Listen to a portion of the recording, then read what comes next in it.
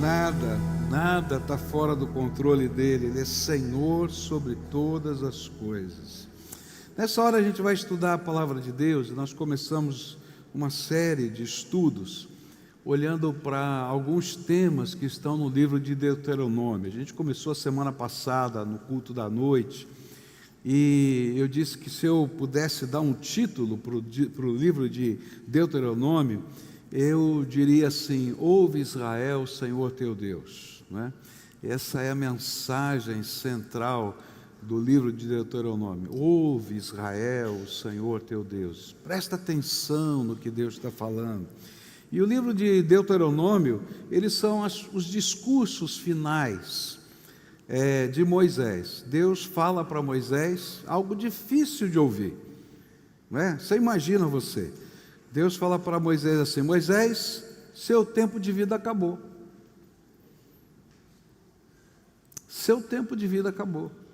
Você não vai entrar do outro lado do Jordão. Você conquistou esse pedaço aqui da terra, mas aquele outro pedaço você não vai entrar não. E por quê? Porque você me desobedeceu, não me honrou do jeito que eu queria ser honrado diante desse povo que está aí. E quando a gente olha o texto, eu fico até com dó de Moisés, sinceramente, né? 40 anos, não sei você, 40 anos levando aquele povo, vou falar, povinho ruim danado, não é? Murmurador, que tal, e é isso, e aquilo. Ele vai lá conduzindo. Um dia ele perde a paciência com o povo, e Deus falou para ele assim: ó, agora você vai fazer um milagre diferente. Você já fez esse milagre, você bateu na rocha algumas vezes e saiu água da rocha. Você pegou o cajado que eu te dei lá atrás, mas dessa vez você não vai pegar o cajado, dessa vez você vai dizer para a rocha: sai a água. E ele, na raiva que estava, pegou o cajado e bateu na rocha. E ele vai dizer várias vezes: por causa de vocês, da raiva que eu estava com vocês, eu fiz isso.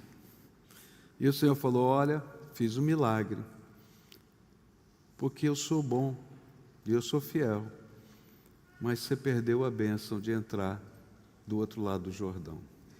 E aí, quando Deus fala, chegou a hora, ele ainda ora e fala assim: Deus, olha, tenha misericórdia, o Senhor já teve misericórdia tantas vezes, tenha misericórdia de mim, deixa eu ir.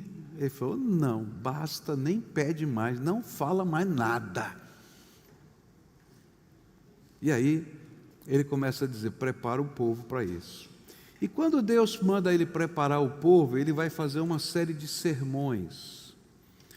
E o livro de Deuteronômio são os sermões de Moisés, como se fosse um grande resumo da lei, das coisas essenciais, e uma série de profecias que estão no final desse livro, muito fortes. E ele está dizendo o tempo todo, ele vai repetir várias vezes: presta atenção, ouve Israel, o Senhor teu Deus. Eu tive aqui com vocês, tentei falar, eu não vou poder estar, mas pelo amor de Deus, por favor, presta atenção. E a pergunta que a gente fez para começar essa série de estudos foi: por que ele estava tão preocupado em que eles escutassem? O que ele via no coração do povo que atrapalhava ouvir a voz de Deus? E a primeira coisa que a gente aprendeu foi que Moisés via que esse povo era teimoso. E o sermão que a gente pregou domingo passado à noite é: não seja teimoso. Diga aí para quem está perto de você: não seja teimoso. Agora, todo mundo tem um pouquinho de teimosia dentro de si, né? Eu me lembro de uma história que eu li, não é? Num devocionário, há muitos anos atrás, que um papai estava ensinando, né, o seu filho a comer na mesa, pequenininho, sabe aqueles filhos que sentam no cadeirão, né? E aí o filho estava de pé no cadeirão, e aí o papai dizia: senta, você vai precisar agora sentar, porque é hora de comer, senta. E aquela criança estava brincando: senta. Aí chegou uma hora que o pai ficou bravo, pegou o garotinho com força e falou: senta. Ele sentou. E aí ele olha para o pai e diz assim: Por fora eu estou sentado, por dentro eu estou de pé. Teimoso. Só ele? Não. Por que a gente não ouve a voz de Deus? Às vezes porque a gente é muito teimoso. Mas hoje eu quero continuar o discurso de Moisés, olhando para alguns trechos dele, e pensar no segunda preocupação. Eles não eram só teimosos, eles eram orgulhosos. E essa era a segunda razão porque Moisés insistiu em pedir que eles ouvissem a voz do Senhor, circuncidassem o coração. É porque ele sabia que, além de teimosos, eles eram orgulhosos. E o pior, e esse é o pior, é que toda pessoa orgulhosa não se vê orgulhosa. Ele não se acha orgulhoso. Todo mundo sabe que ele é orgulhoso, mas ele não. Não é verdade isso? Sabe por quê? Porque, na verdade, ele não vê como orgulho enaltecer a dignidade que ele acha que tem. Afinal de contas, eu fiz isso. Afinal de contas, eu aprendi isso. Afinal de contas, essa é uma dignidade minha. E o temor de Moisés era que depois que todas as vitórias que Deus daria a eles, que receberiam da mão do Senhor, eles destruiriam gigantes, eles destruiriam muralhas intransponíveis, eles destruiriam exércitos sem ter um exército, eles ganhariam batalhas sem ter a tecnologia do ferro, eles não tinham as armas que os outros tinham, eles não tinham cavalos, eles não tinham carros de guerra, todos os reis tinham. Apesar de tudo isso, que os olhos orgulhosos deles os impedissem de entender que tudo veio das mãos de Deus. E é por isso que ele começa lá em Deuteronômio 8, versículos 17 a 19, e esse tema vai se repetir no livro todo, e diz assim: portanto, não pensem, a minha força e o poder do meu braço me conseguiram estas riquezas. Porque Deus daria para eles cidades que eles não construíram. Eles teriam o espólio da riqueza dos povos que eles dominassem. De repente, um povo que estava no deserto ia ter prata, ia ter ouro, ia ter alimentos, que eles comeram maná há 40 anos, agora iam se fartar em tudo que era produzido naquela terra. Pelo contrário, lembrem-se do Senhor seu Deus, porque é Ele quem lhes dá força para conseguir riquezas, para confirmar a sua aliança, que sob juramento prometeu aos pais de vocês, como hoje se vê. Se vocês se esquecerem do Senhor, seu Deus, e seguirem outros deuses, os servirem e os adorarem, eu lhes asseguro hoje que vocês certamente serão destruídos. E quando a gente olha para a história de Israel, a gente vai perceber que foi exatamente isto que aconteceu nos tempos dos juízes. Eles conquistam a terra e se esquecem de Deus. Eles se tornam ricos, donos de fazendas, e se esquecem de Deus que deu tudo aquilo para eles.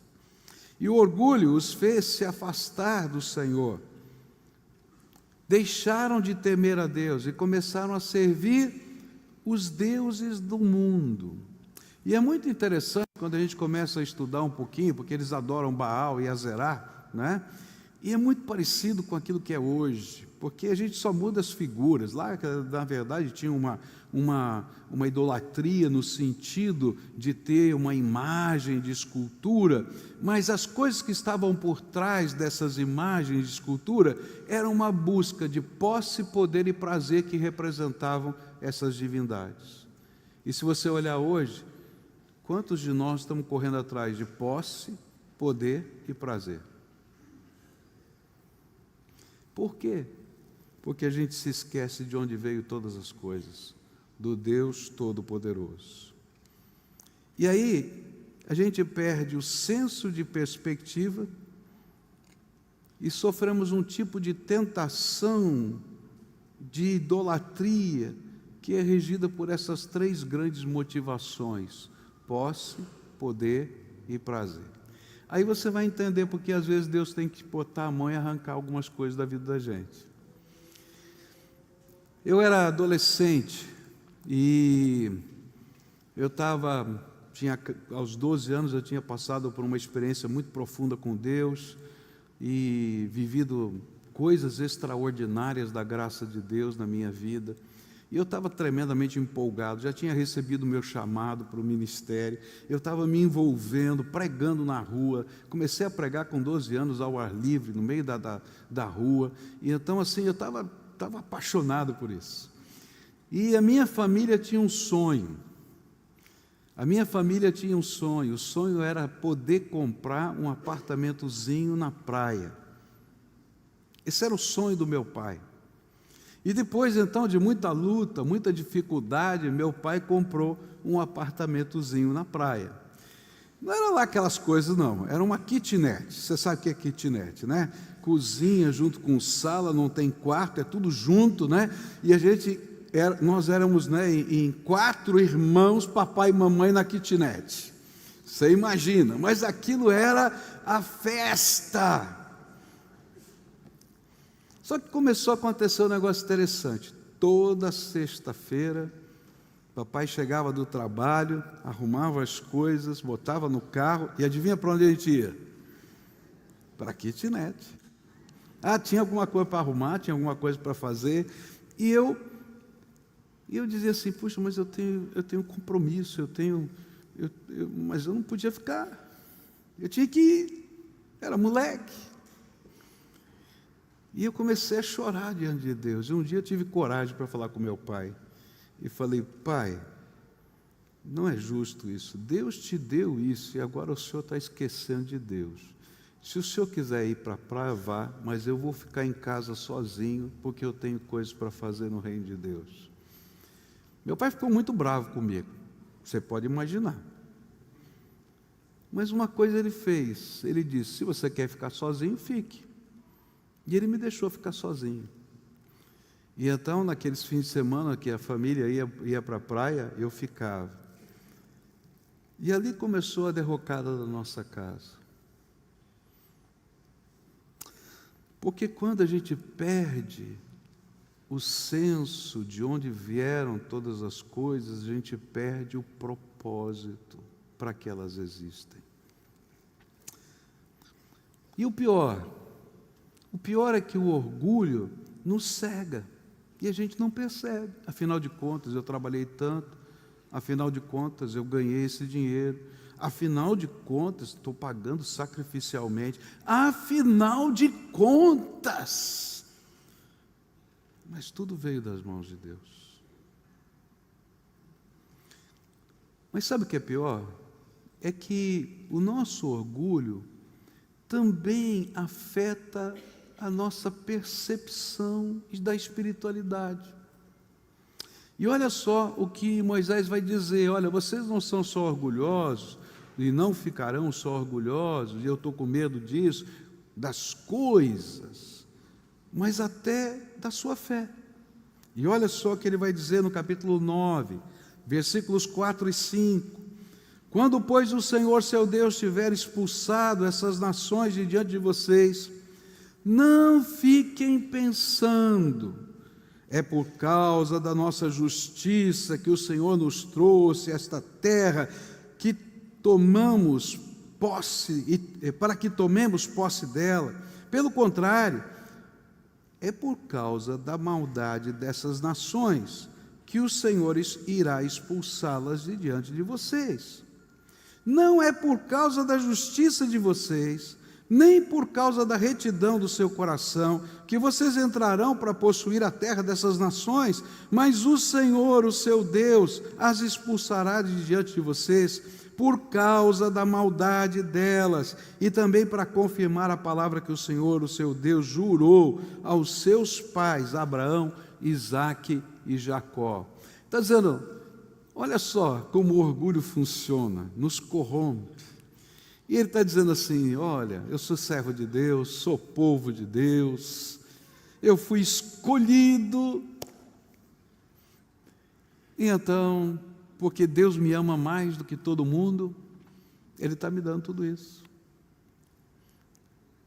E aí Deus está falando, peraí, é porque eu tenho um propósito através da sua vida, que eu estou te dando tudo isso. Não é porque você é maravilhoso, mas porque eu tenho um propósito através da sua vida. E quando a gente começa a estudar a palavra, a gente vai ver que a primeira profecia sobre a terra prometida é dada a Abrão. E lá para Abrão é dito, ao Senhor diz para ele, olha, vai levar tempo. Na verdade, passariam 400 anos. Vai levar tempo, porque eu estou esperando que a medida da iniquidade desses povos seja alcançada. Ele está dizendo assim, eu estou dando o tempo da misericórdia e da graça até que eles possam se arrepender, mas eu já sei que não vão se arrepender, mas mesmo assim eu vou dar misericórdia e graça. E quando chegar a medida, aí eu vou pegar esse povo, vocês voltarão para cá. Não é por causa da sua espiritualidade, é por causa da graça.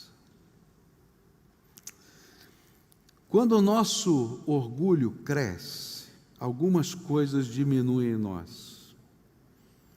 E era disso que Moisés estava falando. E essa é a mensagem de Deus para a nossa vida. Quando o nosso orgulho cresce, a gente se vê tão grande, que o temor do Senhor diminui. Está entendendo? Eu não enxergo a justiça de Deus. Eu não percebo que Deus é santo. Eu me acho tão importante que acho que nunca Deus vai puxar a minha orelha. Porque o temor do Senhor diminui na medida que o meu orgulho cresce. Quando o orgulho cresce, os nossos olhos perdem a perspectiva do que é graça.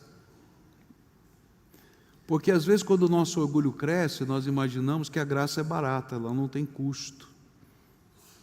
Mas a palavra de Deus diz assim que não foi por causa do sangue de touros, bodes e ovelhas que nós fomos salvos, mas foi o sangue do Filho de Deus, Jesus Cristo, nosso Senhor, vertido na cruz do Calvário, que perdoa os nossos pecados.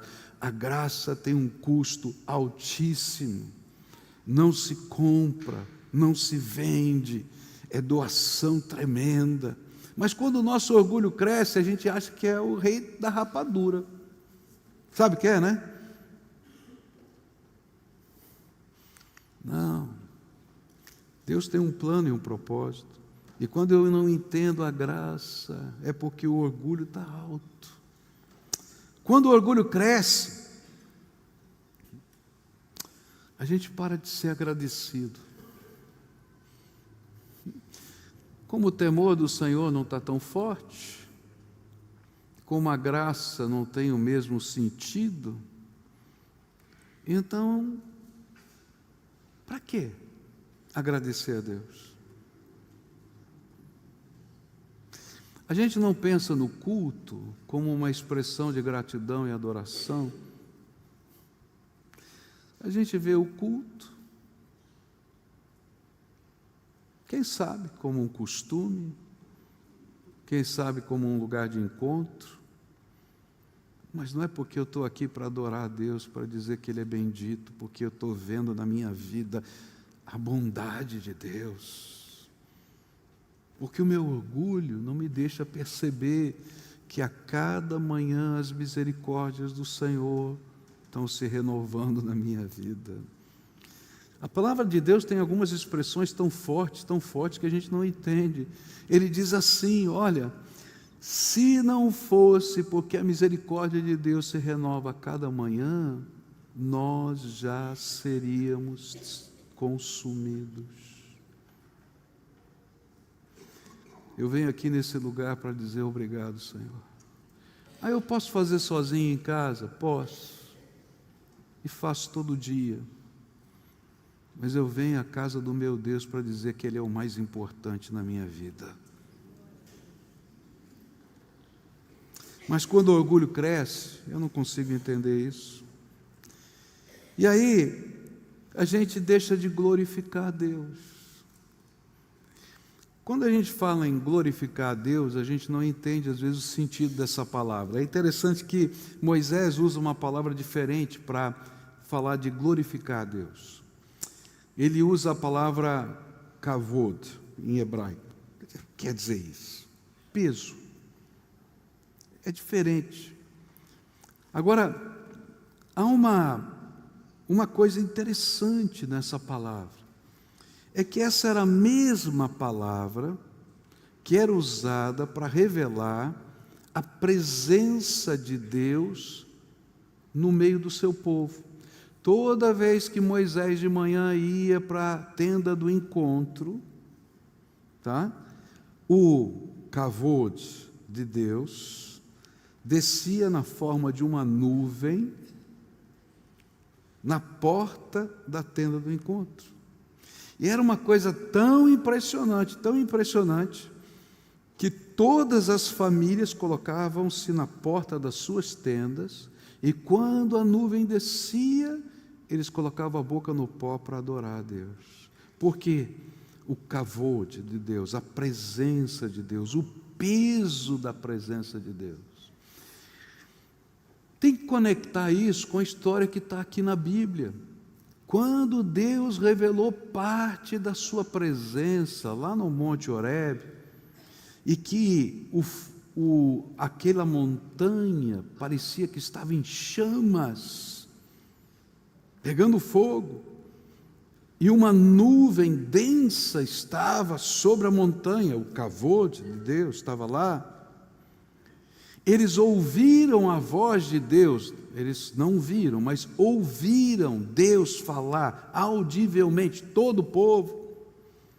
E a presença de Deus e o peso da presença de Deus foi tão impressionante que eles chegaram para Moisés e disseram assim: Moisés, sobe você sozinho na montanha, fala com Deus, o que Ele falar para você nós vamos fazer, mas nós estamos com medo desse negócio, isso aqui é muito sério, é Deus que está com a gente.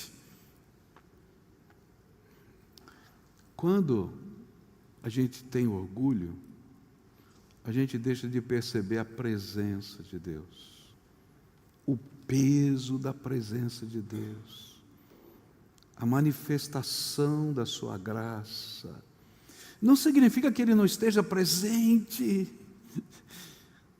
simplesmente é que os nossos olhos estão fechados para perceber a grandeza de Deus.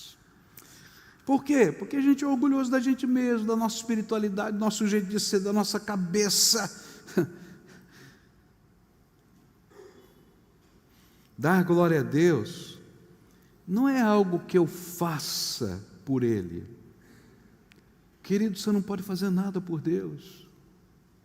Deus é totalmente suficiente. Eu vou falar algumas coisas aqui que talvez escandalize você, mas a Bíblia fala sobre isso. Deus não precisa do templo. Quando Salomão estava construindo o templo, ele disse assim: olha que coisa louca, o Senhor é infinito, tem algum lugar na face da terra que possa caber o Senhor? Mas eu estou construindo esse templo para ele ser um ícone da tua glória nesse lugar, para que o peso da tua presença se revele de maneira significativa. Por isso, quando a gente entrar nesse lugar, ou quando a gente olhar para o teu templo e fizer uma oração, ouve, perdoa, responde. Essa foi a oração. E olha como Deus vai responder. Ele diz assim: ouvi a sua oração, porém, se o meu povo, que se chama pelo meu nome, se humilhar e orar e buscar a minha face e se desviar dos seus maus caminhos, eu ouvirei do céu, sararei a sua terra, perdoarei os seus pecados e sararei a sua terra.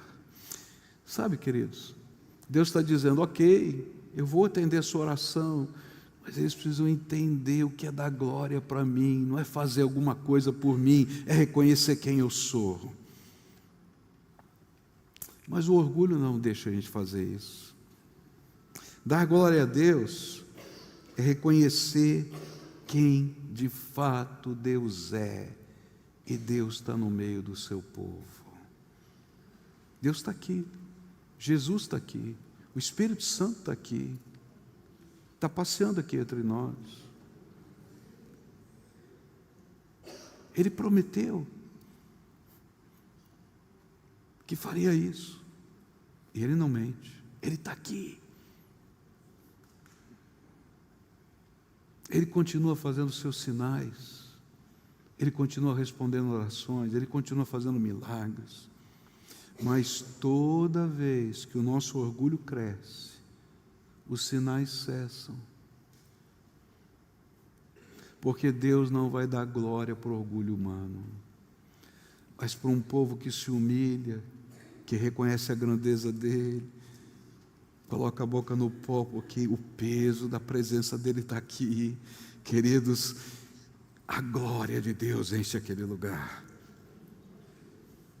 Por isso, Moisés está dizendo: escuta, Deus, por favor, escuta. Quando nós somos orgulhosos, nós nos vemos de maneira ampliada e não percebemos a presença gloriosa do nosso Senhor.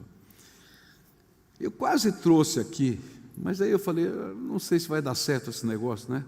Essa questão de tecnologia nem sempre dá certo, né? Mas eu me lembrei de uma imagem que eu vi na internet, de um gatinho que estava olhando para o espelho. E quando ele estava olhando para o espelho, sabe o que ele via? Um leão. O orgulhoso é assim. Ele é um gatinho, mas quando ele olha no espelho, ele se vê leão. E o pior é que ele não vê o leão da tribo de Judá, Jesus Cristo nosso Senhor. Quando o orgulho cresce, nós perdemos os nossos limites. É interessante isso, porque a tua dignidade cresce tanto que você não enxerga o seu limite. A Bíblia fala de um rei muito bom, chamado rei Uzias. Ele fez um magnífico reinado. Mas chegou um dia que o orgulho cresceu no coração dele. E então ele pegou um incensário e entrou no templo como se fosse um sacerdote, porque afinal de contas ele era ungido do Senhor. E Deus o abençoava. Mas Deus tinha dito que aquele lugar não era dele, aquele lugar era só do sacerdote. Mas ele estava tão orgulhoso de si mesmo, tão orgulhoso, que ele não enxergava os limites. Querido, você é homem de Deus, você é mulher de Deus, mas Deus colocou limites para a sua vida. Deus ama você, mas Ele colocou limites para a sua vida. Ele colocou marcos e diz: olha, você pode vir até aqui. E aí sabe o que acontece nessa história? É que vários sacerdotes correm porque amam o rei, porque ele é um rei bom, e imploram: rei, não faça isso, por favor, não faça isso. O Senhor está indo além do seu limite, isso não foi dado para você. Mas o orgulhoso, ele não percebe os seus limites. E sabe o que ele faz? Ao invés de ouvir os conselhos, porque o orgulhoso não escuta ninguém, é só ele. Ele afronta, ele se rebela contra os sacerdotes. E a história você conhece, se você já leu a Bíblia, conhece. Imediatamente, aquele homem é coberto de lepra da cabeça aos pés.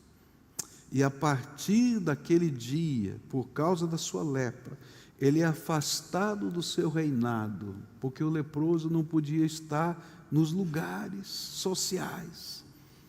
E ele fica dentro de uma casa até a sua morte, e o seu filho assume o governo durante a vida dele. Por quê?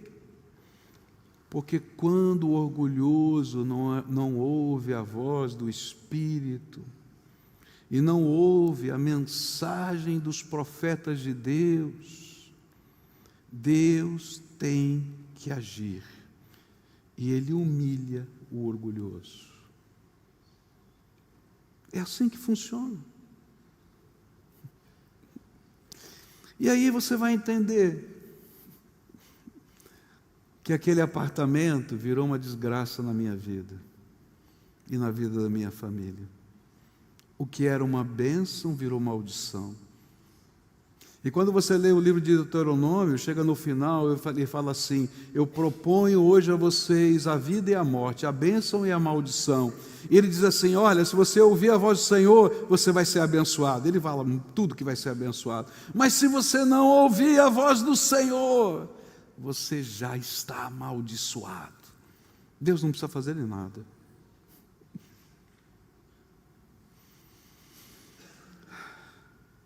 Nós perdemos os nossos limites e nós deixamos de ouvir as vozes que nos advertem dos nossos erros. Querido, ouça a voz de Deus. Se hoje ouvirdes a sua voz, não endureçais o vosso coração, como no dia da rebelião. O nosso orgulho nos faz cegos e surdos para o mover do Espírito Santo. Às vezes, quando a gente é repreendido, ao invés de se arrepender dos pecados, o que vem é uma indignação da carne. E querido, se a indignação da carne está no teu coração, toma cuidado, isso é um sinal de orgulho. Escuta a voz do Espírito Santo na sua vida. A gente está falando de avivamento, esse aqui é o ano do avivamento, mas não há avivamento se a gente não aprender a estar na presença de Deus. E a presença de Deus se revela com gente que se coloca aos pés de nosso Senhor Jesus Cristo. Não tem outro jeito. Quando o orgulho vem, a indignação às vezes é tão forte, que o nosso desejo é matar o mensageiro por causa da mensagem. Porque o mensageiro toca nas feridas que Deus mandou falar. E então a gente tem tanta raiva, que se a gente pudesse, matava.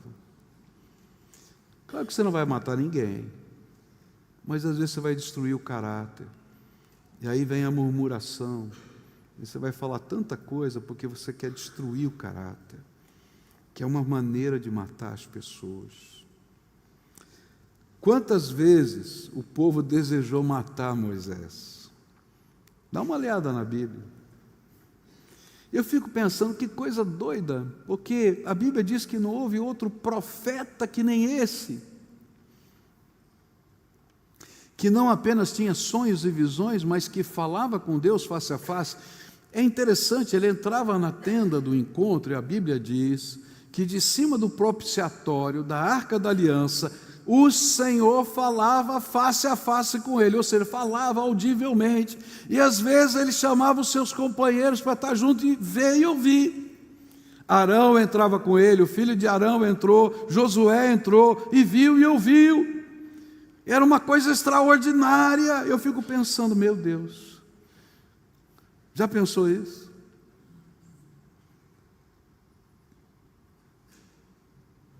Ele sobe na montanha, a glória do Senhor reveste a vida dele e o seu rosto brilha, e todo mundo diz: põe um véu aí, por favor, porque esse negócio é esquisito demais. Como é que você está brilhando desse jeito? Ele dá a palavra e a coisa acontece. Falei, meu Deus, o que está acontecendo? Mas quando ele tocava na ferida, se levantavam 250 príncipes de Israel, se levantavam famílias, se levantavam pessoas, e algumas vezes disseram: vamos apedrejar Moisés. Por quê? Porque o nosso orgulho, quando não consegue lidar com a mensagem de Deus, tenta matar o mensageiro. Mas quem pode lutar contra Deus? E por isso, ele nunca foi apedrejado. E algumas coisas extraordinárias aconteceram. Sabe, o nosso orgulho nos faz nos sentir tão fortes e poderosos, que Deus precisa mostrar que a gente é só humano. Talvez o seu orgulho esteja na sua competência. E aí Deus vai mexer na sua competência e você vai dizer assim: não funcionou, mas sempre funcionou. É porque você não aprendeu ainda que sou eu que te abençoo. Foi para quebrar o orgulho deles que Deus os fez andar 40 anos no deserto. A Bíblia diz assim, Deuteronômio 8,16, que no deserto os sustentou com maná, que os pais de vocês não conheciam, para humilhar vocês, para pôr vocês à prova, afinal, lhes fazer o bem. Porque ele não podia abençoar sem quebrar o orgulho.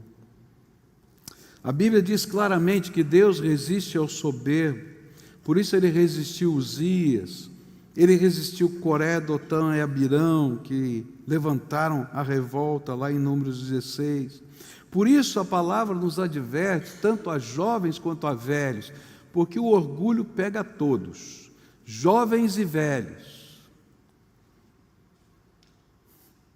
E olha só o que a Bíblia diz em 1 Pedro, capítulo 5:5. Peço igualmente aos jovens, agora é para os jovens, peço igualmente aos jovens, estejam sujeitos aos que são mais velhos. Uau, por quê? Que todos se revistam de humildade no trato de uns para com os outros, porque Deus resiste aos soberbos, mas dá graça aos humildes. O que Moisés está dizendo nesse discurso, que vai por todo o livro de Deuteronômio, é que o Senhor não precisa humilhar você, e que você humildemente lance as suas coroas aos pés de nosso Senhor Jesus Cristo. E essa é a cena, talvez uma das cenas mais impressionantes do livro do Apocalipse, capítulo 4, versículos 10 e 11. Aos 24 líderes, os 24 líderes caíram de joelhos diante dele e o adoravam. E esses líderes representam a igreja do Velho Testamento e do Novo Testamento, as 12 tribos e os 12 apóstolos, representando todo tipo de fé que realmente exalta a Deus. E todos esses que estão ali diante do trono, vendo a majestade do trono de Deus, eles caem de joelhos diante do trono e adoram. E a primeira coisa que eles fazem, atiram as suas coroas diante do trono e diziam: Senhor nosso e nosso Deus, Tu és digno de receber glória, honra, poder, pois criaste todas as coisas, por Tua vontade elas foram criadas e existem. Só a Deus glória. Mas a minha pergunta final, para a gente terminar esse sermão, é: como é que a gente lança as nossas coroas? Então, a primeira dica que eu queria dar é: todos nós temos áreas em que somos mais suscetíveis ao nosso orgulho. Está entendendo? Tem áreas que você talvez não tem problema. É muito fácil para você se colocar debaixo da mão de Deus. Mas tem algumas áreas que para você é difícil. Identifique essas áreas. Esse é o primeiro passo. Em que áreas é tão difícil para você se colocar debaixo da mão de Deus? Deixar Deus ser Deus. Tem que identificar. Às vezes, você não quer deixar Deus ser Deus porque você é um excelente profissional. Então, Deus pode ser Deus em todas as áreas da sua vida, menos no seu trabalho, porque lá quem manda é você. E é ali que você tem que colocar o seu trabalho nas mãos de Deus. Por quê? Porque o seu trabalho faz parte de um propósito celestial. Ele existe para a glória de Deus. Ele te sustenta, mas ele é para a glória de Deus. Então, como é que esse trabalho pode dar glória a Deus? Se você não descobrir isso, é porque o seu orgulho está cegando você. Porque você tem que pegar a sua profissão, o seu trabalho, a sua influência e dizer: Senhor, como eu posso te servir com isso? Porque a tua presença está aqui. Eu só estou aqui por causa da tua presença. Então, que o Senhor seja glorificado. E sabe, essa talvez seja uma das coisas mais difíceis, porque você consegue ser um bom crente aqui dentro da igreja, quem sabe na sua casa, mas você é um agente secreto no seu trabalho. Dá glória a Deus. Quem sabe a casa de paz tem que acontecer lá no seu escritório. Eu tenho um amigo, um grande empresário nas Filipinas, uma igreja de mais de 60 mil membros, um negócio fenomenal. Ele deixou todas as suas empresas, a família toca as empresas para ser pastor. E uma das coisas que Deus tocou o coração dele, e por isso também essa igreja é uma potência nas Filipinas, é porque ele chegou para todos aqueles amigos deles, empresários, que também se diziam crentes, e disse assim: sabe o que Deus me ensinou? É que eu sou o pastor de todo mundo que trabalha na minha empresa. E eu tenho que cuidar de todas as famílias, de todo mundo que trabalha na minha empresa, porque esse é o propósito de Deus em ter me dado essas empresas. E ele começou a usar as empresas para serem lugar de adoração. E sabe o que aconteceu? Aquela igreja explodiu. É o que é hoje, 60 mil pessoas. Mas ele teve que colocar debaixo do altar de Deus o seu trabalho. Às vezes é a grana. E olha, ser orgulhoso com dinheiro não tem nada a ver com ter muito dinheiro, né? Porque tem muita gente orgulhosa com dinheiro sem nada. Você já viu pobre metido? Eu conheço um monte. É verdade ou não é? Porque o problema não é o orgulho, diz assim: o que é meu é meu. O que é teu é teu. Mas o que não é orgulhoso, ele diz: o que é meu é teu, meu Deus, que seja para a tua glória. E aí a gente vê graça de Deus. Eu já vi tanto velhinho vivendo de aposentadoria do INSS, que é uma merreca, emprestando dinheiro para filho formado em universidade, com pós-graduação, doutor e etc. E quem vai emprestar o dinheiro é o pai das economias do INSS. Será que Deus não está ensinando alguma coisa para você não, meu amigo? Larga a mão de ser orgulhoso. Por quê? Porque a gente tem uma visão diferente das coisas. Se a tua área de resistência é a aparência, esse é problema. Tem uns negócios diferentes, né? Cada cultura é diferente, né? Então, assim, se você olha, o meu problema é a roupa. Um dia chegaram para mim assim e falaram: pastor, quantos paletós o senhor tem? Eu falei: por quê? O senhor repete o paletó domingo de manhã e domingo de noite. Eu falei: meu Deus, qual o problema? Estou brincando não, estou falando sério. Teve algum que chegou e falou assim: vamos dar um paletó novo, pastor? Eu aceito, não tem nenhum problema não, tá? Mas eu estou dizendo assim, gente, às vezes os nossos valores estão invertidos, a nossa aparência, a nossa roupa, a gente tem que se vestir com decência. A gente está na casa de Deus, não é para vir de qualquer jeito não. Aqui é o lugar santo.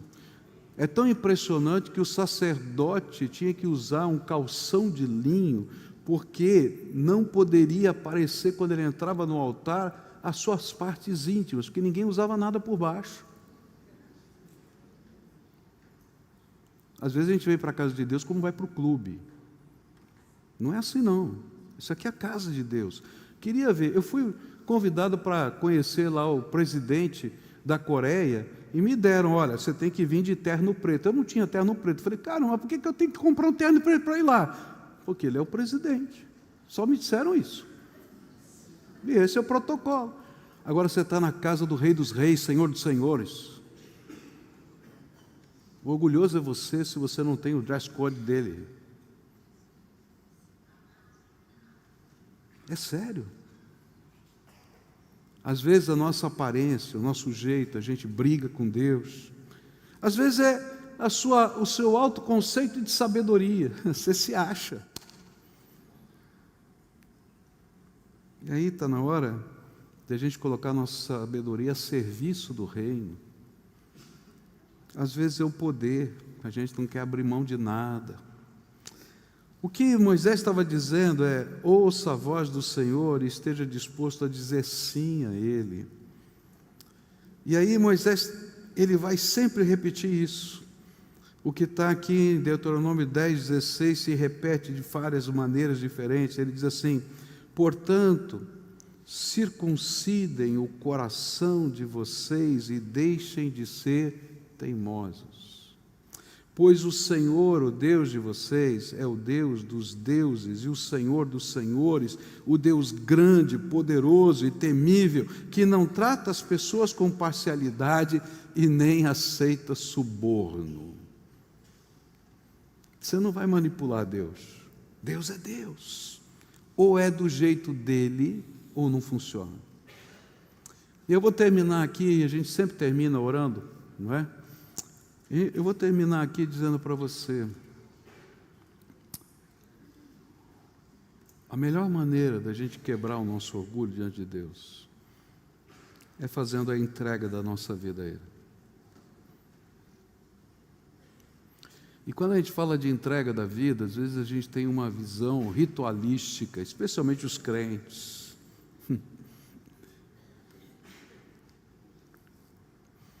Que é a nossa conversão. E é de fato, tudo começa por nascer de novo em Cristo Jesus. Mas Jesus vai ensinar que ninguém pode segui-lo se não negar-se a si mesmo, não tomar a sua cruz, senão não vai dar. E o que ele está dizendo com isso? Pega o teu eu, pega a tua carne e mata.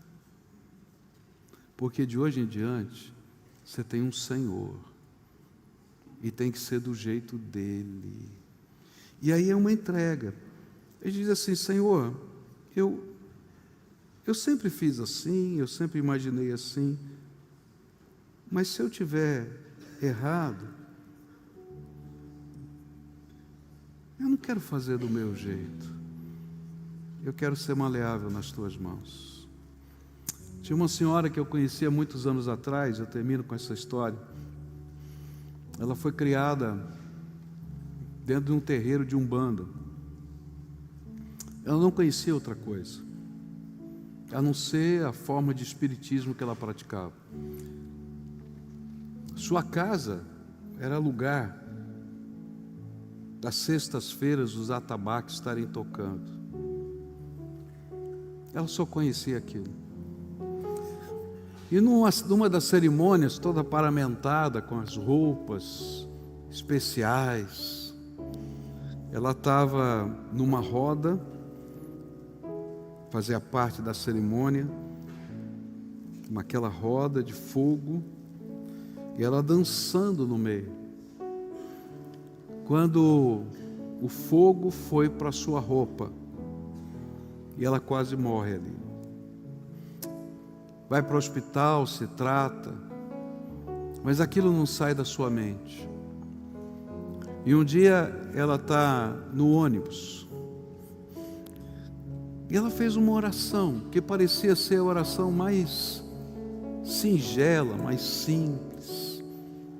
Ônibus lotado da cidade de São Paulo, e ela fez a seguinte oração: Deus, eu sempre achei que esse era o jeito de te cultuar, esse era o jeito que eu imaginava, mas se eu estou errado, me impede de continuar e me mostra o teu caminho. Interessante que a partir daquele dia que ela fez essa oração tão simples, num ônibus, toda vez que ela tentava sair, agora casada com filhos, sair da sua casa para ir ao lugar de adoração dela, ela se perdia. Ela pegava o seu carro e se perdia. Ela dizia: não é possível, eu conheço esse caminho. E dava voltas e voltas e não chegava. E um dia ela estava muito brava porque tinha se perdido de novo. E aí o Espírito Santo falou com ela, mas ela não conhecia a voz do Espírito. O Espírito falou: você não me pediu para te impedir? Estou te impedindo. Falou: então não é lá? Não.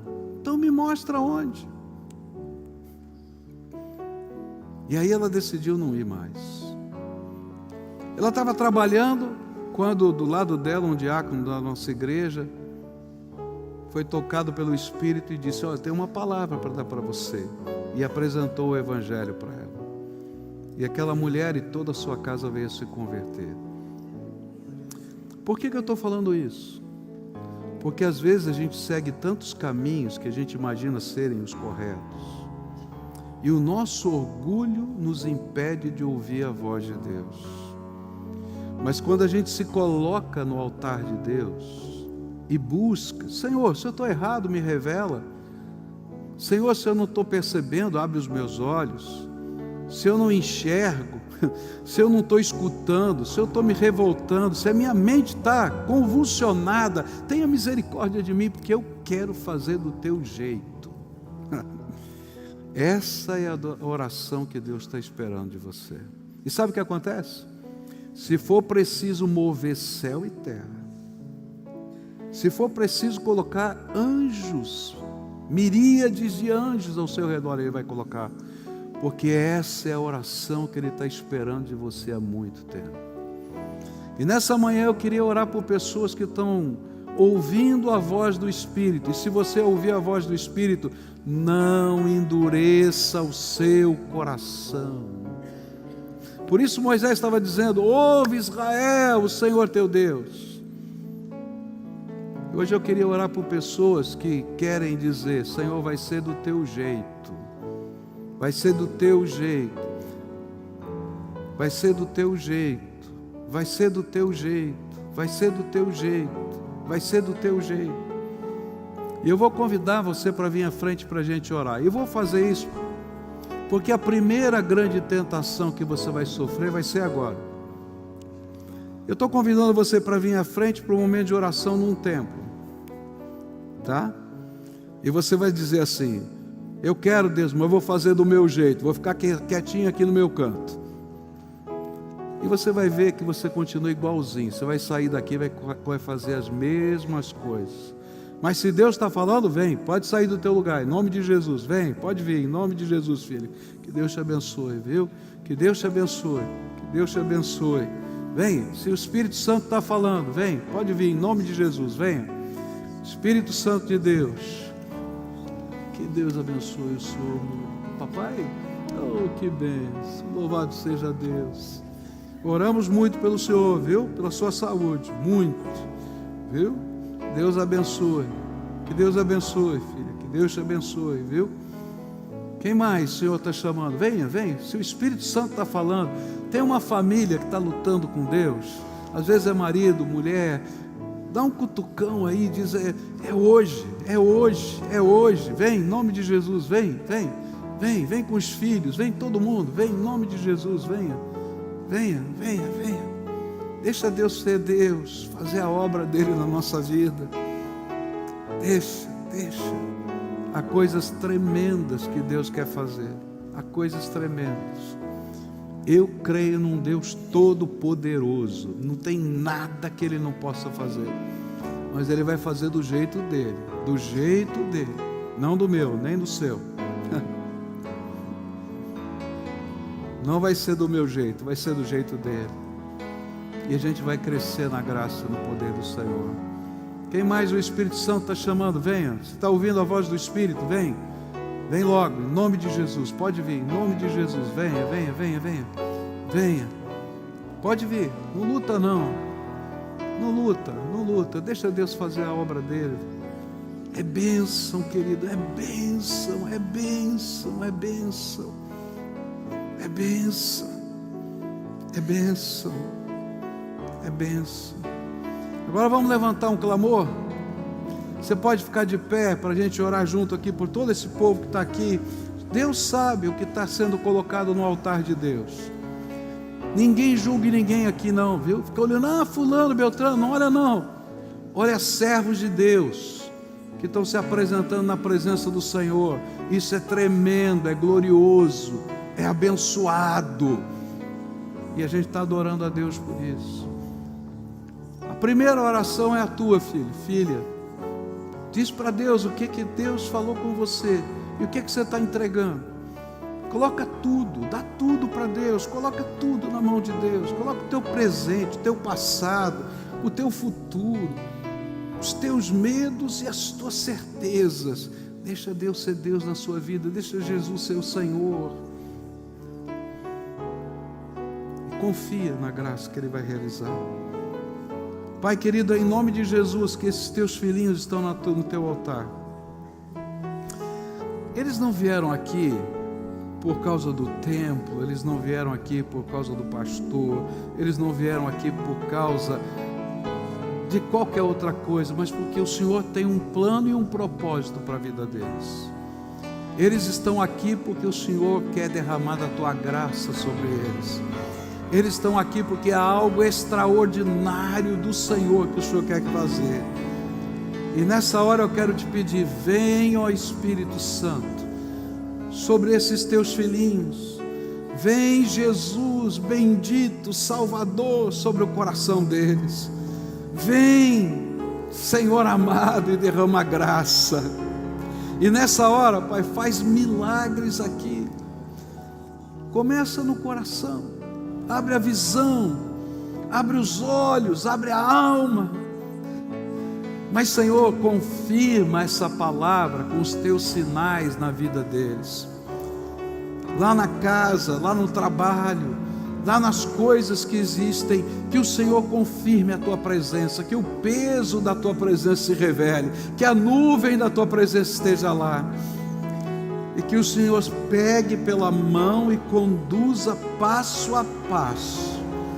É a nossa oração, Senhor. Revela a tua glória e que o rosto deles brilhe da tua presença. É em nome de Jesus que oramos. Amém.